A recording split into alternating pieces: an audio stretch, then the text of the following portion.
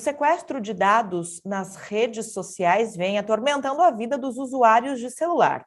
Segundo uma pesquisa realizada por uma empresa em segurança digital, a detecção de perfis falsos em redes sociais que se passam por terceiros cresceu em 2021. Segundo esse levantamento, foram mais de 120 mil perfis falsos no último ano, um aumento de 14% sobre o ano anterior. Mas aí, como se proteger de roubo de perfil, né? Golpes com aplicativos e sites falsos?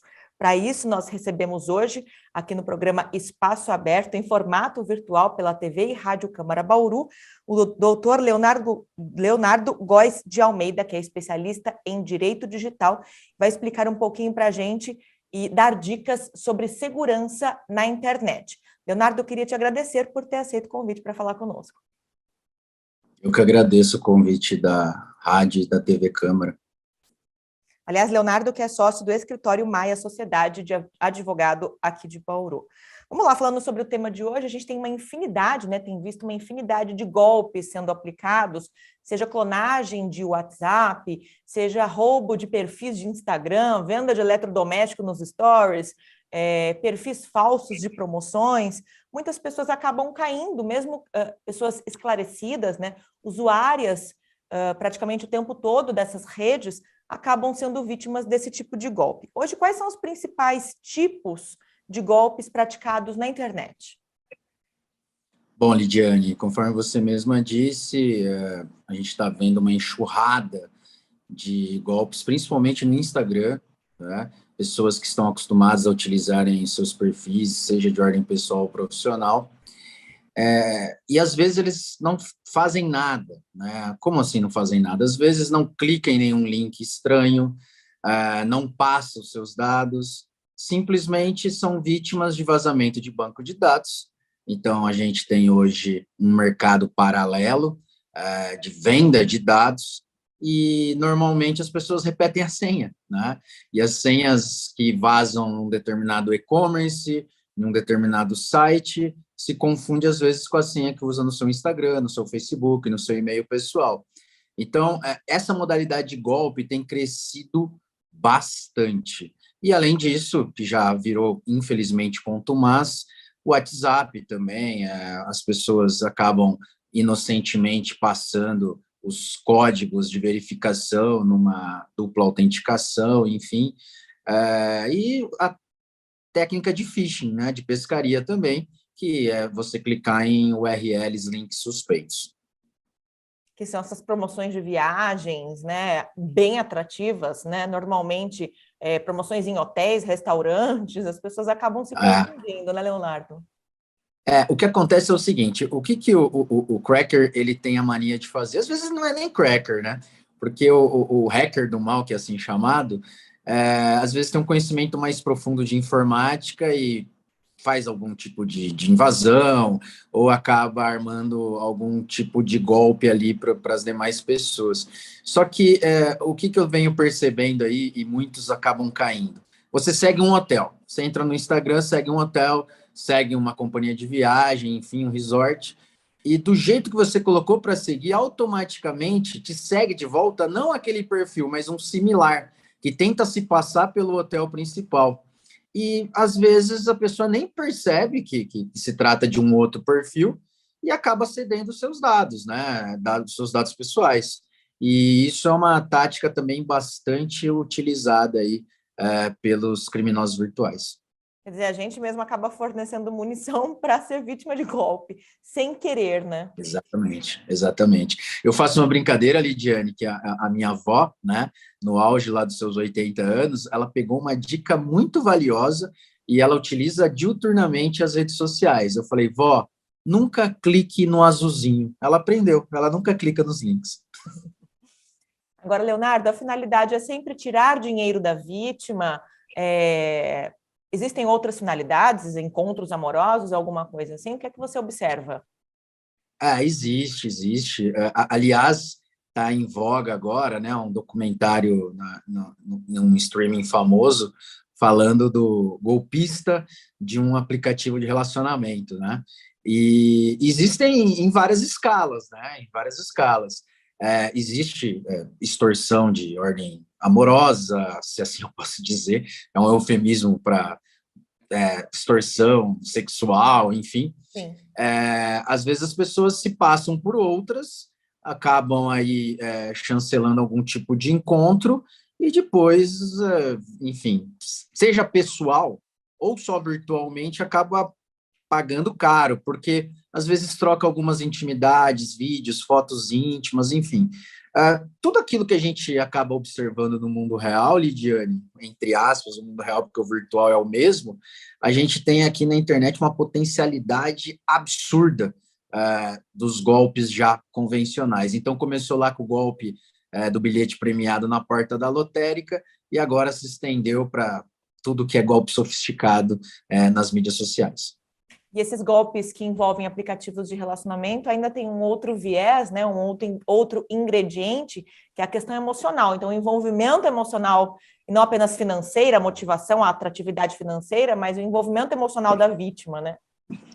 Sim, sim. O golpista, normalmente, ele está focado ali na questão financeira, material. Mas, de fato, existe uma propensão gigantesca de pessoas, assim, mais, digamos, carentes, né, mais suscetíveis aí a conversarem e acabam caindo bastante. É interessante porque quando se fala, né, eu posso falar o canal de streaming, né, na Netflix, que tem o golpista do Tinder, né, que tá famoso, é curioso porque nesses aplicativos de relacionamento, especificamente, a maioria das vítimas acabam sendo mulheres. E os homens, principalmente na faixa dos 40 aos 50 anos, são as maiores vítimas de golpes no Instagram. É curioso isso, né? No Instagram e também no próprio Facebook, porque nesses aplicativos de relacionamentos ainda tem aquele certo mistério, tem um certo recato e tudo mais. No Instagram e no Facebook é mais direto, e normalmente nessa faixa de idade, homens que não têm tanta facilidade com os meios tecnológicos, são presas extremamente fáceis de perfis fakes se passando por mulheres mais jovens. Tá certo. E no caso do WhatsApp, né? A gente, às vezes, vez ou outra, recebe alguma mensagem de algum amigo pedindo dinheiro, pedindo transferência bancária aí, imediata, enfim, sempre vem uma história muito sensível junto. Qual é a diferença hoje do celular, né? No caso do WhatsApp que foi clonado ou do perfil que foi roubado? Porque o que a gente recebe também muitas vezes é a mensagem do próprio usuário, da própria vítima, dizendo que existe um outro perfil com uma foto dela, né? Qual é a diferença entre esses formatos de golpes pelo WhatsApp? Tem o WhatsApp clonado. O clonado literalmente você acaba se passando pela pessoa no próprio número dela. Normalmente, para a pessoa cair nisso, ou ela não tem a dupla autenticação, a autenticação em 2 fatores ativada, ou ela cai em golpe de engenharia social. Tentam descobrir o código PIN, ligam para a pessoa e falam. Às vezes a pessoa está cadastrada em algum site de e-commerce, algum marketplace, e fala: você acabou de receber um código, passa para mim porque você vai ganhar uma promoção, tudo, e acaba pegando, com perdão da expressão, o WhatsApp. Esse golpe, normalmente, as pessoas acabam sendo mais suscetíveis a cair, porque está falando com o próprio número, né? Agora, o outro é um número aleatório que a pessoa furta ali a foto do perfil, né? E acaba uma espécie de fake profile no próprio WhatsApp. E muitas das vezes a potencial vítima nem percebe que o número é diferente, tá a foto ali, ou o golpista fala: eu perdi, eu tive meu, ele fala, eu tive meu celular roubado, eu tô com esse novo número, eu tô passando por uma emergência aqui, eu preciso tal, tal, tal. Então tem essas 2 modalidades hoje que são as mais propagadas. Uhum. Você comentou sobre essa verificação em 2 etapas, que é um recurso de segurança, né, no caso do WhatsApp. Para as outras redes que não têm esse recurso, que dicas você daria para amenizar ou minimizar a chance de ser vítima de um golpe? Por exemplo, no momento de escolher a senha desse aplicativo ou dessa rede.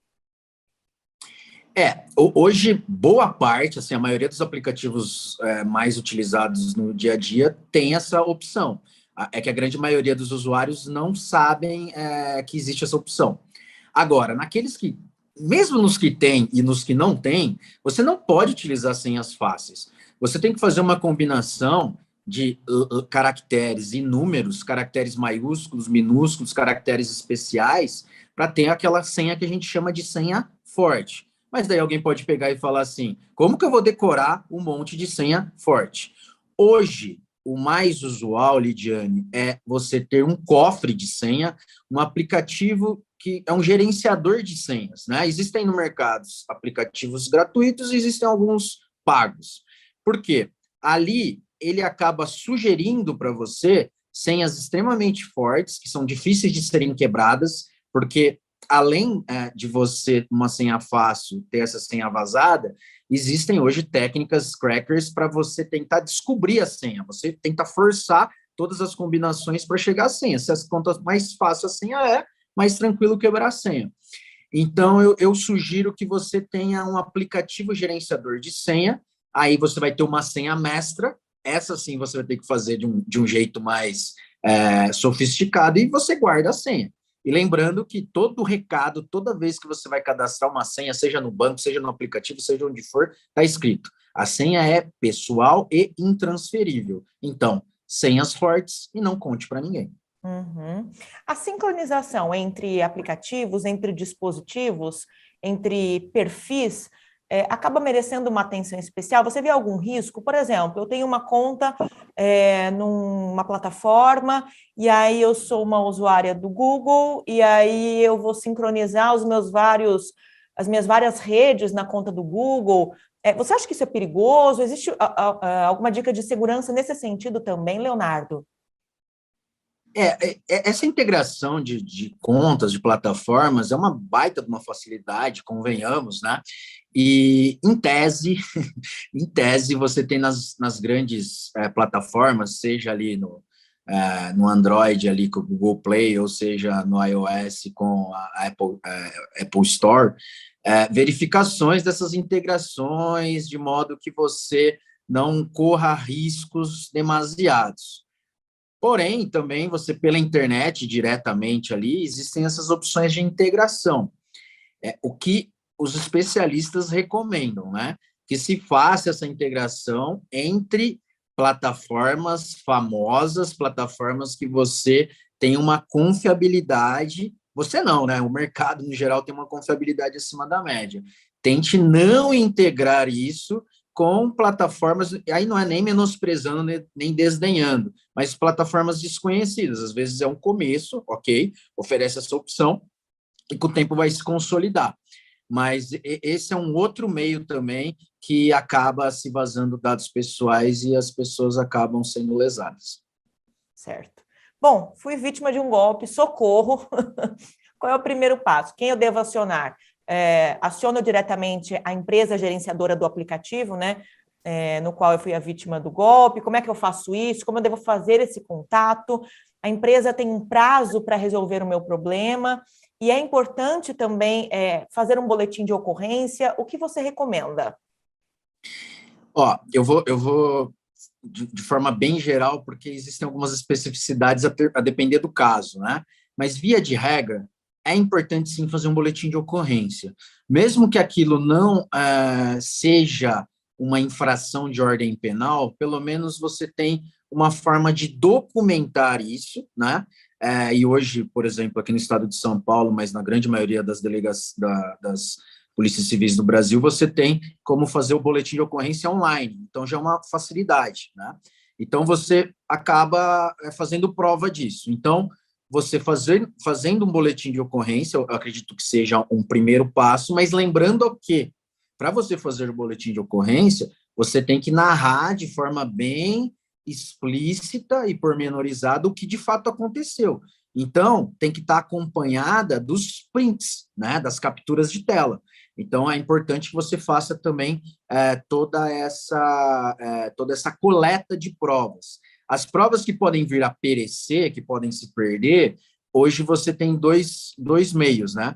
ou você faz o registro de uma ata notarial em cartório, ou você pode fazer também na internet, existem opções que você faz a prova através de blockchain ou pela cadeia ICP Brasil, enfim.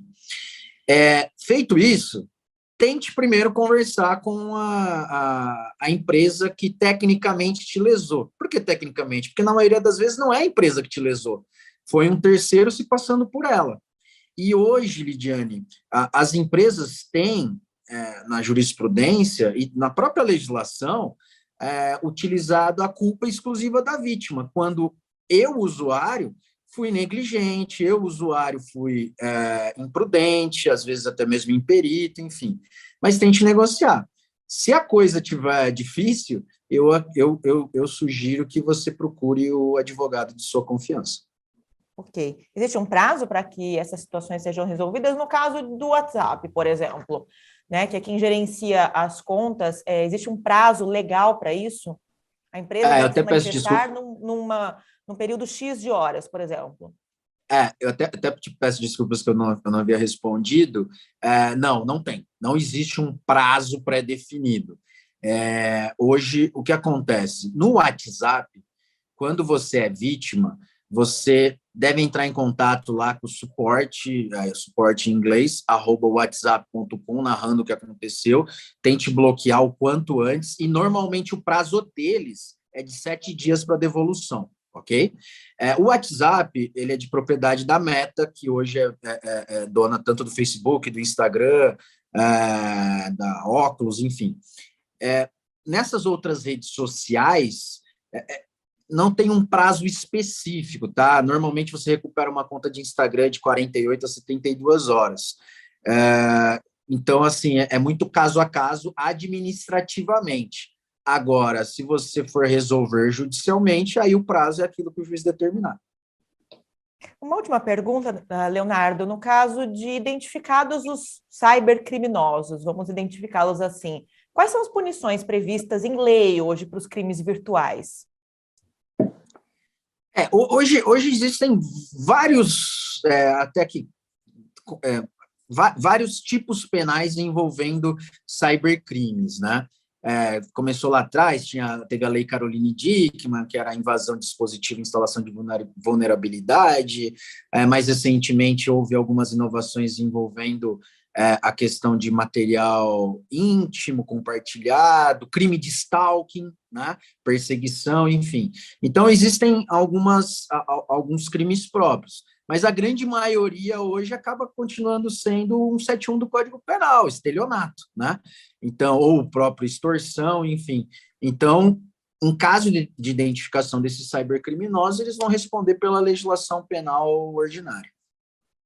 Ok, esclarecimentos aqui sobre segurança na internet e os principais tipos de golpes aplicados hoje nas redes sociais. Foram os temas hoje aqui do programa Espaço Aberto pela TV e Rádio Câmara Bauru em formato virtual, recebendo como convidado o doutor Leonardo Góes de Almeida. Ele é especialista em direito digital e sócio do escritório Maia Sociedade de Advogados. Gentilmente nos atendeu e trouxe esses esclarecimentos todos para você que nos acompanha.